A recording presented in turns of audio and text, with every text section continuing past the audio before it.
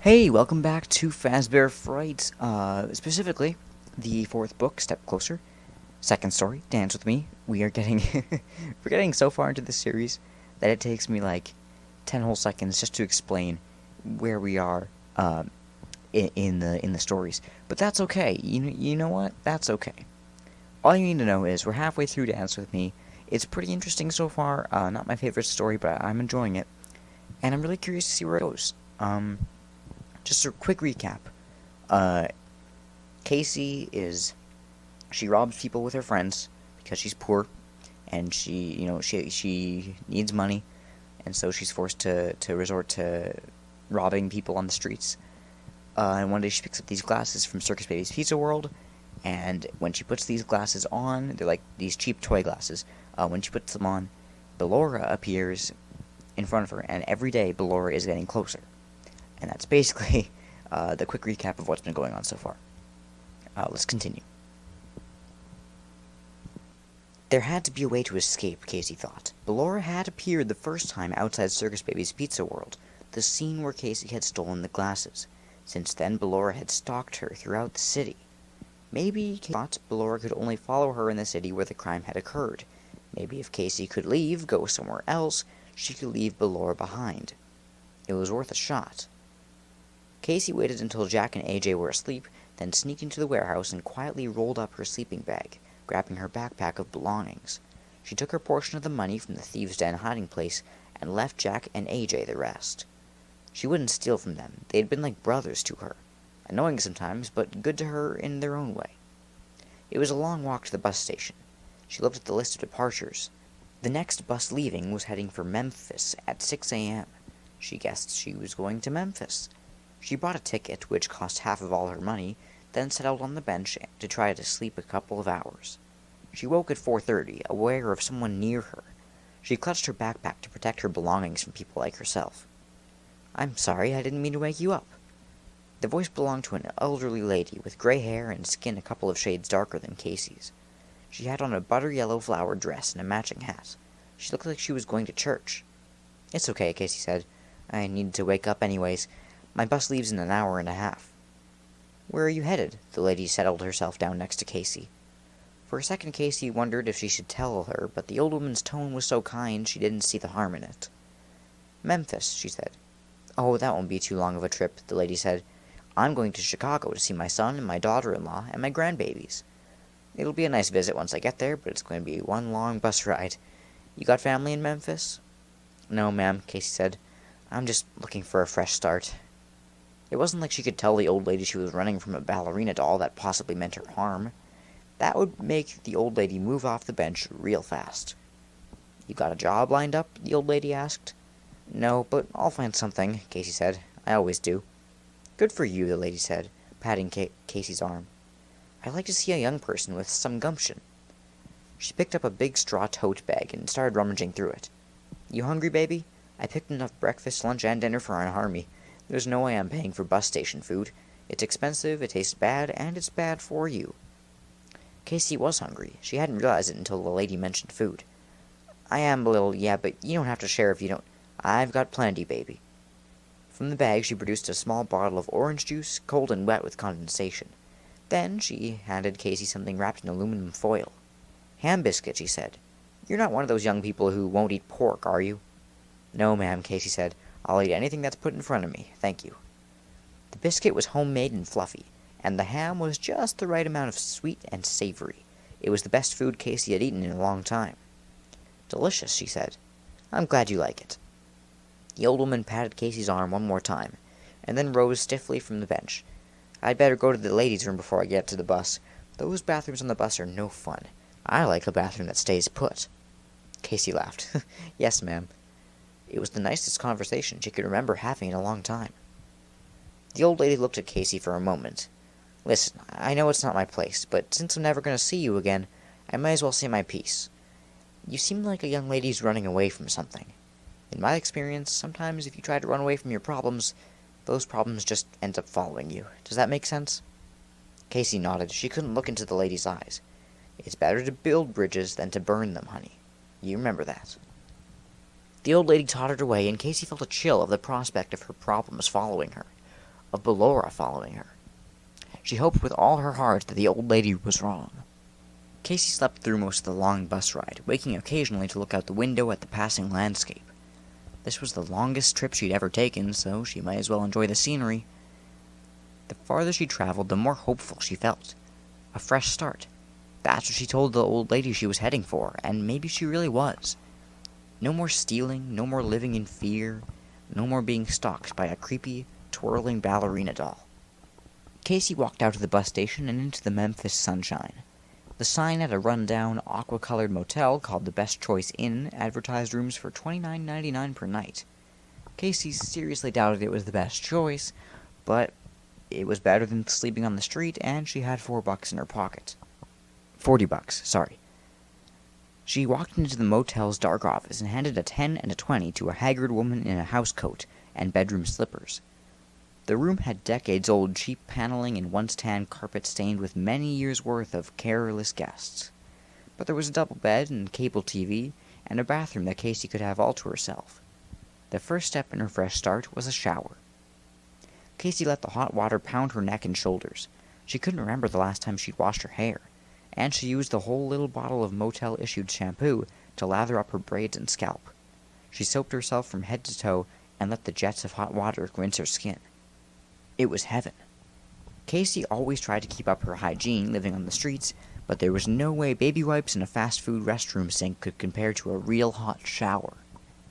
After she dried off, Casey brushed her teeth and put on the cleanest clothes she had. It was time for her fresh start. Walking the streets of Memphis, she came across an old diner called the Royal Cafe, which had a hand-lettered sign in the window reading "Help Wanted." The cafe wasn't royal any more than the motel where she was staying was the best choice, but she had to be realistic. How long had it been since she had worked in a real job? Not since her time at Famous Fried Chicken, where she'd stolen that 20 and started her life of crime. Inside the Royal Cafe, a bleached blonde waitress who could have been anywhere from 35 to 65 said, "Sit anywhere you want." "I'm here about the job," Casey said. The waitress turned her head and yelled, "Jimmy!" An olive-skinned man with tired eyes came out of the kitchen, drying his hands on a towel. His apron was stained with grease of various ages. "Yeah?" he said. "She's here about the job," the waitress said. Her tone implied she didn't think Casey was a very good candidate. "You ever bust tables or wash dishes before?" the man, presumably Jimmy, asked. "Sure," Casey said. She hadn't, but how hard could it be? "Them bust pans and dish trays can be pretty heavy. You think you can handle 'em? You are a itty-bitty thing." "I'm small, but I'm strong." He smiled a little. "You got a name?" "Casey." "When can you start, Casey?" It wasn't a very demanding interview. She hadn't even told him her last name. "When do you need me?" "How about now?" It wasn't like she had anything else to do. She might as well start earning money right away. "Sure, but don't I need training or something?" Jimmy looked at her like she had asked a stupid question. "You get a bus pan, you clear the dishes from the table, and you put them on the bus pan. You carry the dishes to the kitchen, rinse them in hot water in the sink, then load them in the dishwasher and turn it on.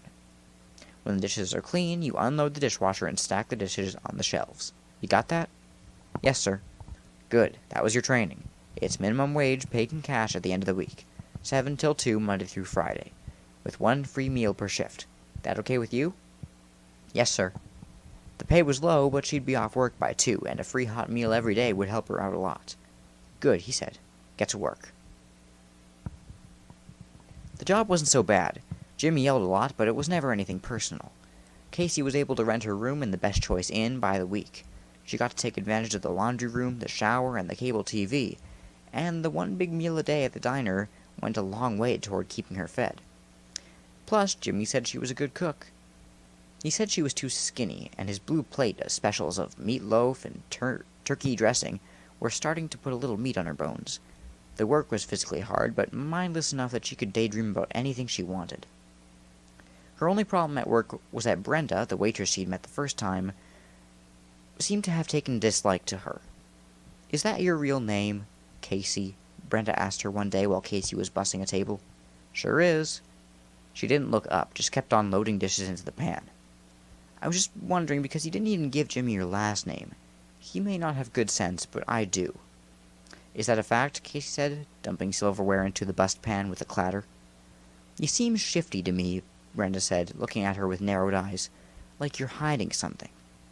"Everybody's hiding something," Casey said lightly, picking up the heavy tray, "even if it's just their holy old underwear underneath their clothes."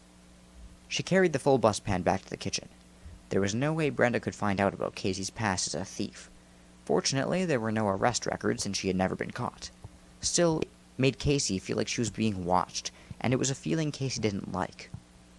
One afternoon, when bussing tables, Casey spotted 2 $5 bills lying under the salt and pepper shakers. The 2 5s reminded her of that $20 bill she lifted so easily at Famous Fried Chicken. Her fingers felt itchy. Brenda had gone out back for a 5-minute break, and Casey wasn't sure she had seen the money. In one swift motion, she palmed one $5 bill and left the other where it was.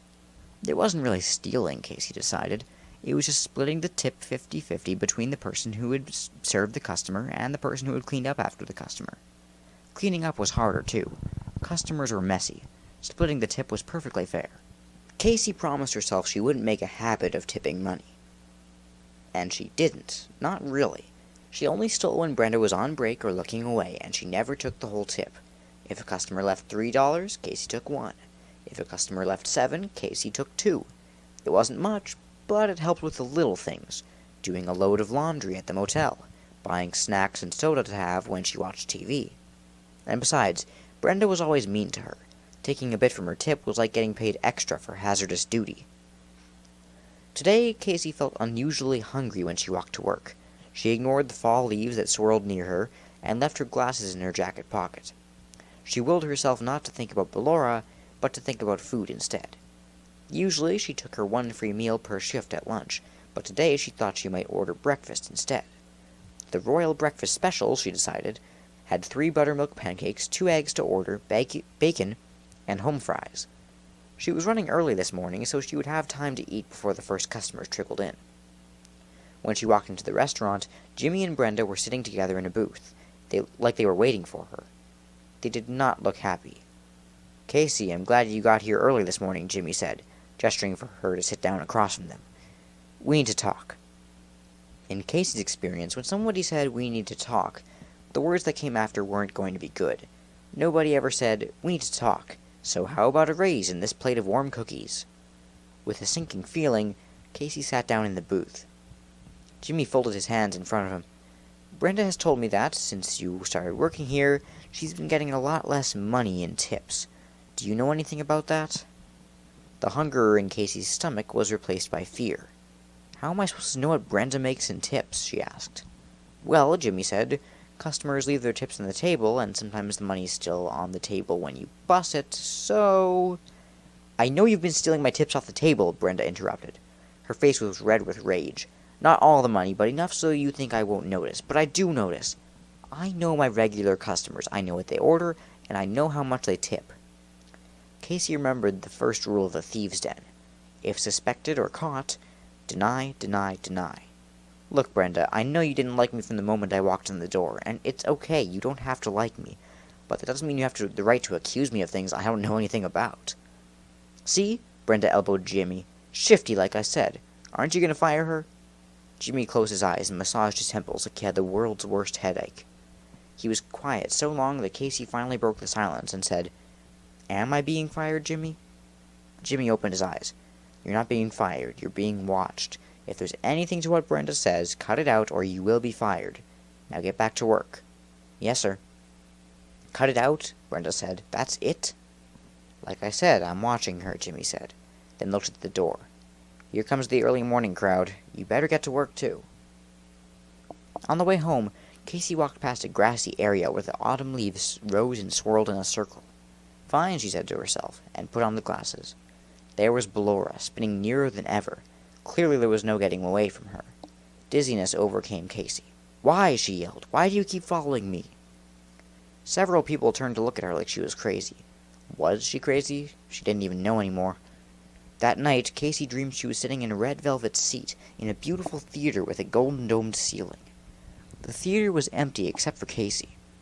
The lights went down, sending the room into blackness, and orchestral music swelled. The lights came up on the stage, and Ballora danced out on tiptoe. She danced on the left side of the stage, and a huge purple and gold satin banner unrolled from the ceiling. It was printed in fancy letters with the word liar. Ballora put her hands to her cheeks, and as if startled, then lifted her arms for a long pirouette. She danced over to the right side of the stage, where another large purple and gold banner unrolled, this one printed with the word thief. Ballora put her hands to her cheeks again, then danced to the center of the stage, spun, and looked directly at Casey. She pointed at her, and one more banner unfurled itself center stage. This one said, "You." Casey woke up gasping, in a cold sweat. She got up, threw on some clothes, yanked open the dresser drawers, and stuck the rest of her clothes in her backpack along with the coffee can of cash from working at the Royal Cafe. She couldn't go back there, they were on to her. She threw a couple of bills on the nightstand to cover the rest of the rent, then walked toward the bus station. The fresh air calmed her a little. She shoved her hands in her pockets. There were the glasses. She decided to take one last look. This time she was really leaving Ballora behind. With a shaking hand, she took them out and put them on. Ballora was dancing just a few feet away from her. Casey could see every hinge, every tiny flaw in the paint job. If she walked 20 steps, the two of them would be close enough to touch. Casey shuddered and shook off the glasses. Okay, I get it, she thought. I didn't really make a fresh start. I stole and I lied about it. But if I can just get away from her, I really will start over. I'll be a model citizen. The next bus out of town was going to Nashville. Nashville, Casey thought. Why not? A new town, a new job, a new start. For real this time. Once she was settled on the bus, Casey sank into a dreamless sleep. The Music City Motel, where Casey rented a room, had the same cheap paneling and stained carpet as the motel in Memphis, but cost $5 more a night. Lying on the lumpy mattress, looking at the want ads in the newspaper, Casey told herself she needed to make a real life. She needed to live instead of just surviving. She needed a job that could give her some kind of future. She needed to make friends, save up money, and then get that little apartment she dreamed of as a kid. Maybe she could go back to school at night and get her diploma. And she could get a dog. She still wanted a dog. Scanning through the want ads, one caught her eye. No experience necessary, opportunities for advancement. Answer incoming calls for a major retail company. Must be able to communicate well, must be able to work in a busy, fast-paced environment. Start at $12 an hour with raises based on merit. Open interviews Monday through Friday, 9 a.m. to 2 p.m. It sounded better than washing dishes, but Casey had nothing to wear to an interview for an office job. She remembered a business communications class she'd taken in high school. The textbook had a whole chapter on how to dress yourself and present yourself for a job interview. Ripped faded jeans and old boots repaired with duct tape definitely wasn't on the list of acceptable apparel. Casey got the coffee can from where she'd hidden it in the dresser drawer. She dumped all her money on the bed and counted it. $229.76. When she set aside what she'd need to pay for the room and the few groceries she bought, that left her with $44.76. Surely she could buy something to wear with that. She set out on foot in search of a store. She figured the nice clothing stores wouldn't be on this side of town, with its cheap motels and pawn shops and bail bondsman offices. She didn't want to spend any of her meager money on a bus ride to the mall. Besides, she wouldn't be able to afford anything in one of the nice stores anyway. After an hour of walking, her feet aching in her battered boots, she found a store called Unique Fashions. In the window, bald, white, faceless mannequins modeled colorful dresses. Surely a store in this neighborhood wouldn't be too expensive. Casey opened the door and started a little when a bell chimed. She passed a floor-length mirror and saw herself as she must look to other people. Her clothes old, baggy, ill-fitting. Her face tired beyond her years. She didn't look like she belonged in this store with its bright lights and neat racks of dresses, tops, and skirts. Maybe she should just go. "Let me know if there's anything I can help you with, honey," the woman behind the counter said. She was around the age of Casey's mom, wearing a canary yellow dress with a bright scarf and perfectly applied makeup. Casey wondered if she would ever look so put together. "Thank you," she said. Casey browsed through the racks of clothing, not sure what would be best for a job interview, not even sure of what size she wore. Finally, she found a crimson dress splashed with cream-colored flowers. She remembered that once a cute boy in high school had told her red was her color. She knew it would look good on her. The sales lady, who had been at the cash register, appeared behind her as if by magic. "Do you want to try that on, honey?" Casey nodded. "Trouble is, I've not worn a dress in so long I don't even know what size I wear." The lady looked her up and down. "Well, you're no bigger than a minute. I'd try a 6. She smiled. "It's been a long time since I was a 6, about 3 kids ago. I bet you don't have any of those yet, do you?" "No, ma'am, not yet." Casey held on to the dress and tried to imagine a future with a steady job, a comfortable place to live, and maybe even a husband and kids. Could that kind of life ever be in the cards for someone like her? It was hard to even picture what it would be like. "The fitting rooms are over there," the sales lady said. "Just holler if you needed anything." "Thank you." Casey locked herself in one of the tiny rooms and slipped off her boots, jacket, jeans, and t-shirt. She pulled the dress over her head and looked at herself in the mirror. The sales lady had been right. Casey was a size 6. The dress fit perfectly. Not too loose, not too tight. And the crimson and cream print complemented her skin tone. She looked respectable, like a regular person going to a regular job interview. Except that she had forgotten one thing. Standing in front of the mirror, Casey looked at her bare feet, which certainly weren't acceptable in an office job. But neither was wearing battered, taped-up boots with her nice new dress. She had forgotten she'd need shoes, and shoes were expensive. Feeling discouraged, she took off the dress and put on her ratty old clothes. She carried the dress with her out of the fitting room.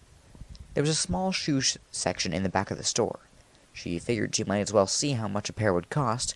There were some decent-looking tanned flats in her size on sale for $21.97, but she couldn't afford the shoes and the dress too, even with the discounted price. Desperate, panicked, Casey looked around the store. There were no visible security cameras, and the sales lady was helping another customer, an elderly lady trying on a pink suit jacket. This would be the last time, Casey promised herself. She was only doing it so she could go to the job interview. She rolled up the dress as small as she could and stuffed it in her backpack. She took a deep breath, grabbed the shoebox with the flats in it, and headed to the cash register. When the sales lady came to check her out, she said, "Decided not to get the dress?" "Just these today," Casey said, handing the sales lady a 20 and a 10. At least she was paying for the shoes and not stealing them too, Casey thought. Plus, they would have been difficult to fit in her bag. The sales lady gave Casey her change, bagged up the shoebox, and handed it to her. "Thank you, honey. I hope you come back and see us soon."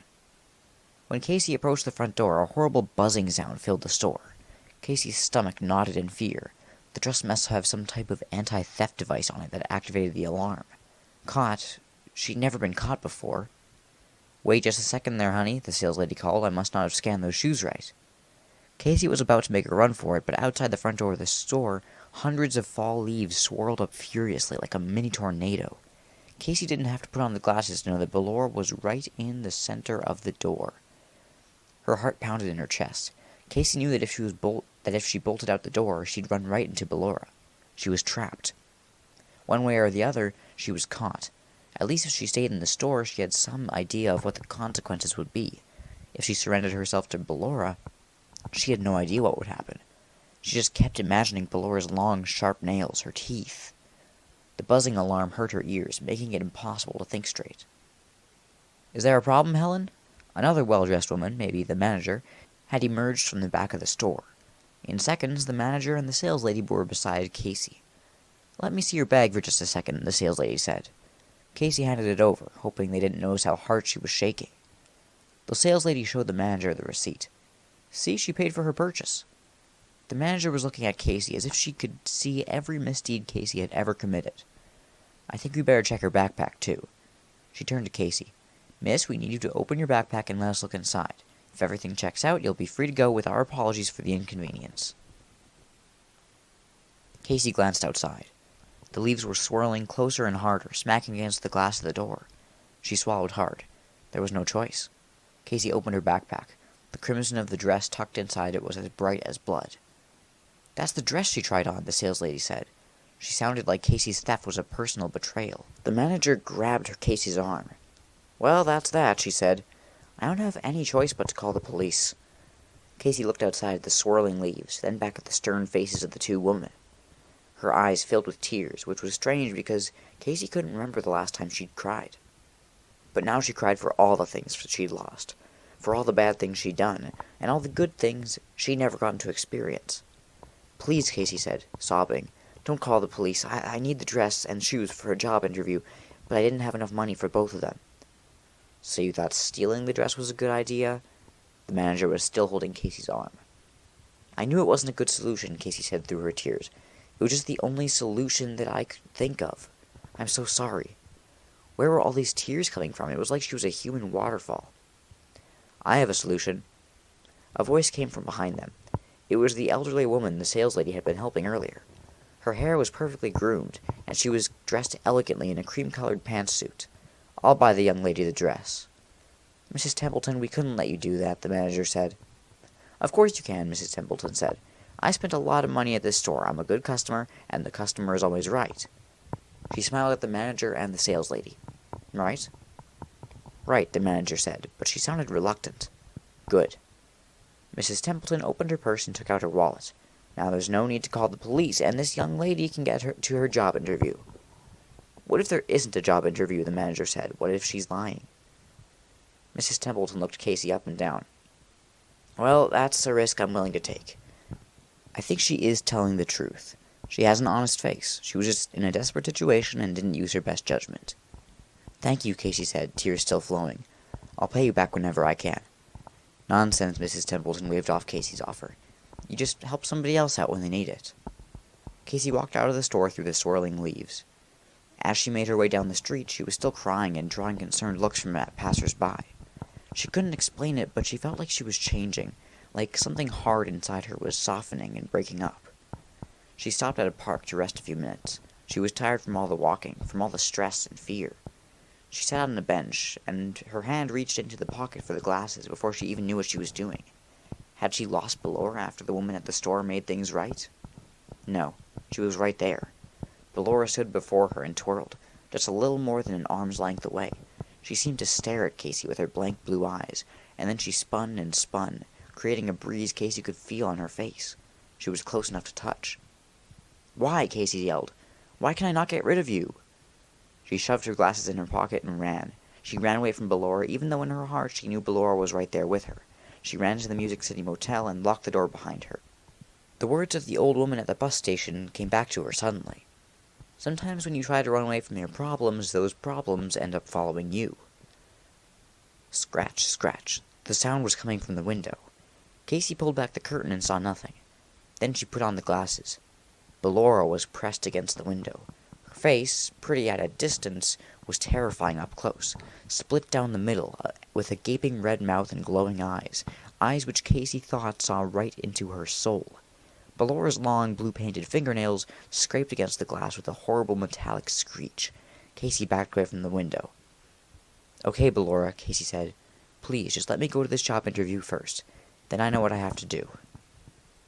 Ballora said nothing, just watched her with glowing blue eyes. Casey sat down on the bed and dug around in her backpack until she found what she was looking for. The driver's license of the woman whose purse she had stolen outside of Circus Baby's Pizza World. Sarah Avery. That was the name on the driver's license. And here, where Casey was standing in her new crimson dress and tan flats, was Sarah Avery's address. It was a split-level suburban home, not too fancy, but much nicer than anywhere Casey had ever lived. It hadn't been easy to get in here with no bus fare, but finally Casey had met a long-haul truck driver who was headed this way and willing to let her ride along. Casey had slipped on the glasses once during the trip and had seen Ballora's face pressed against the passenger side window, still watching her.